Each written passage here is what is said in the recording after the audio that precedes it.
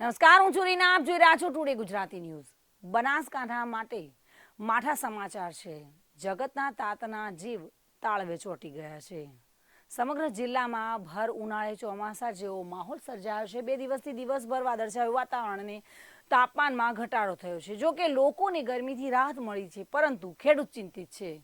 ડીસામાં ફરીથી વાતાવરણ પલટાયું છે. વાદળછાયા વાતાવરણ વચ્ચે ખેડૂતો પણ ચિંતાતુર બન્યા છે. ઉનાળાની સિઝનની શરૂઆતના ટાણે જ અગાઉ પણ માવઠું થયું હતું અને આજે ફરીથી હવામાનમાં પલટો આવ્યો છે, જેના કારણે ખેડૂતો ચિંતિત બન્યા છે. ચાલુ વર્ષે ઉનાળાની સિઝન જમવાથી શરૂઆત થઈ છે, ત્યારે અચાનક હવામાનમાં પલટો આવતા ગરમીમાં આંશિક રાહત થઈ છે. આજે સવારથી જ વાતાવરણ વાદળછાયું બની જતા જો માવઠું થાય તો બનાસકાંઠા જિલ્લામાં શાકભાજી સહિત શક્કરટેટી અને તરબૂચના પાકમાં મોટા પ્રમાણમાં થયેલા વાવેતરને ભયંકર અસર થઈ શકે તેમ છે, જેના કારણે ખેડૂતોમાં ચિંતાની લાગણી પ્રસરી જવા પામી છે. ગત વર્ષે ઉનાળાની સિઝન દરમિયાન 3 વખત માવઠા થયા હતા, જેથી આ વખતે પણ હવામાન વિભાગે અગાઉ આગાહી કરી હતી ત્યારે માવઠું થયું હતું અને ત્યારે આજે ફરીથી વાતાવરણમાં પલટો આવતા માવઠું થવાની દહેશતને લઈને ખેડૂતો ચિંતિત છે. વાતાવરણમાં પલટો આવતા તાપમાનમાં ઘટાડો થતા